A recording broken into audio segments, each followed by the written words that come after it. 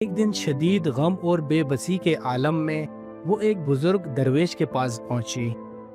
اس کی آنکھیں آنسوؤں سے بھری ہوئی تھی، آواز کانپ رہی تھی۔ وہ بولی، اے مقدس انسان، مجھے کوئی دعا دے دو، کوئی وظیفہ۔ السلام علیکم، امید ہے آپ سب خیریت سے ہوں گے۔ میرا نام واسط ہے اور آپ دیکھ رہے ہیں واسط اسٹوریز یوٹیوب چینل۔ آج میں آپ کے لیے ایک مزے کی اسٹوری لے کر آیا ہوں۔ ویڈیو آخر تک ضرور دیکھنا اور میرے چینل واسط اسٹوریز کو سبسکرائب کرنا مت بھولنا۔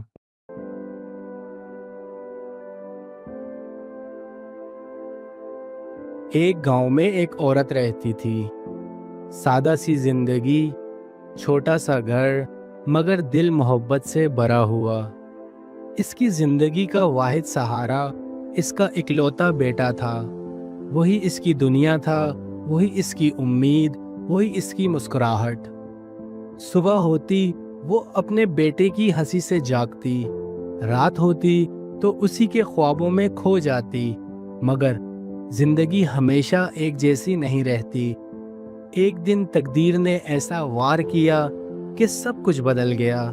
اس کا بیٹا اچانک اس دنیا سے رخصت ہو گیا۔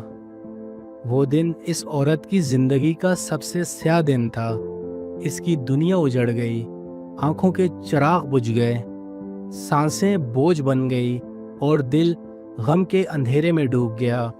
وہ ہر وقت اپنے بیٹے کو یاد کرتی، اس کے کپڑوں کو سینے سے لگا کر روتی، اس کی آواز کو یاد کر کے سسکیاں لیتی۔ لوگ اسے سمجھاتے مگر اس کے لیے دنیا رک چکی تھی۔ ایک دن شدید غم اور بے بسی کے عالم میں وہ ایک بزرگ درویش کے پاس پہنچی۔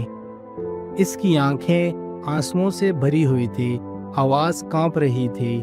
وہ بولی، اے مقدس انسان، مجھے کوئی دعا دے دو، کوئی وظیفہ، کوئی جادوئی کلمات بتا دو، میرا بیٹا واپس لوٹا دو، میں اس کے بغیر زندہ نہیں رہ سکتی۔ بزرگ نے اسے غور سے دیکھا، نہ اسے ڈانٹا، نہ لمبی نصیحت کی، بس خاموشی سے سنا، پھر نرمی سے بولا، اگر تم واقعی اپنے غم سے نجات چاہتی ہو تو میرے لیے ایک رائی کا دانہ لے کر آؤ۔ عورت نے فوراً سر اٹھایا، امید کی ایک کرن جاگ اٹھی۔ بزرگ نے بات مکمل کی، مگر شرط یہ ہے کہ وہ رائی کا دانہ ایسے گھر سے ہو جہاں کبھی کوئی دکھ، کوئی جدائی، کوئی غم نہ آیا ہو۔ عورت کے دل میں امید زندہ ہو گئی۔ وہ فوراً نکل پڑی اس جادوئی رائی کا دانے کی تلاش میں۔ سب سے پہلے وہ ایک عالی شان محل کے دروازے پر گئی۔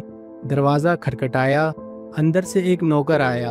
عورت نے کہا، میں ایسے گھر کی تلاش میں ہوں جہاں کبھی کوئی غم نہ آیا ہو، کیا یہ وہی گھر ہے؟ دروازہ کھلا اور جواب میں ایک ٹھنڈی آہ سنائی دی، بی بی، تم غلط جگہ آئی ہو۔ اس گھر میں حال ہی میں ہم نے اپنے پیاروں کو کھویا ہے، خواب ٹوٹتے دیکھے ہیں اور کئی راتیں آنسوؤں میں گزاری ہیں۔ عورت خاموش ہو گئی۔ اس نے سوچا، میں تو خود غم کی ماری ہوں، مگر یہ لوگ بھی تو ٹوٹے ہوئے ہیں۔ وہ وہیں رک گئی، ان کے زخموں پر تسلی کا مرہم رکھا، ان کے ساتھ بیٹھی، ان کے ساتھ روئی، پھر آہستہ سے آگے بڑھ گئی۔ اب وہ ایک گلی سے دوسری گلی، ایک گھر سے دوسرے گھر جانے لگی۔ ہر دروازہ کھٹکھٹایا، ہر جگہ ایک ہی سوال پوچھتی، مگر ہر دروازے کے پیچھے ایک نئی کہانی تھی۔ کہیں ایک ماں اپنے بچے کے بچھڑنے پر رو رہی تھی، کہیں ایک بیوہ تنہائی سے لڑ رہی تھی، کہیں ایک باپ اپنے خوابوں کی قبر پر کھڑا تھا، کہیں غربت نے خوشیاں چھین لی تھی۔ عورت ہر کہانی سنتی، ہر درد کو محسوس کرتی، ہر آنکھ کے آنسو پونچھتی۔ آہستہ آہستہ اسے احساس ہونے لگا کہ وہ اکیلی نہیں ہے۔ غم صرف اس کے حصے میں نہیں آیا تھا، دکھ تو ہر دل کی دہلیز پر کبھی نہ کبھی دستک دیتا ہے۔ وہ اب صرف رائی کا دانہ نہیں ڈھونڈ رہی تھی، وہ لوگوں کے دکھ بانٹ رہی تھی، انہیں سہارا دے رہی تھی۔ وقت گزرتا گیا، دن ہفتوں میں اور ہفتے مہینوں میں بدل گئے۔ ایک دن اس نے محسوس کیا کہ اس کے دل کا بوجھ پہلے سے ہلکا ہو گیا ہے۔ اس کا بیٹا واپس تو نہ آیا، مگر اس کی ٹوٹی ہوئی روح دوبارہ جینے لگی۔ اس کے چہرے پر سکون آ گیا، آنکھوں میں صبر آ گیا اور دل میں ایک نئی روشنی پیدا ہو گئی۔